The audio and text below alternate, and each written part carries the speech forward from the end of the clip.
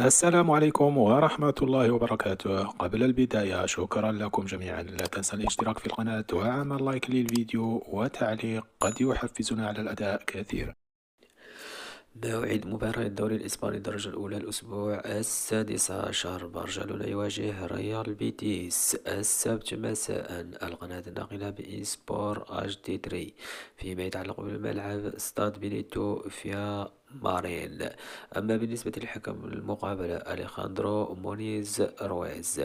بالنسبة لمعلق المباراة خليل البلوشي. فيما يتعلق بالتوقيت 5:15 مساء بتوقيت مصر و6:15 مساء بتوقيت السعودية.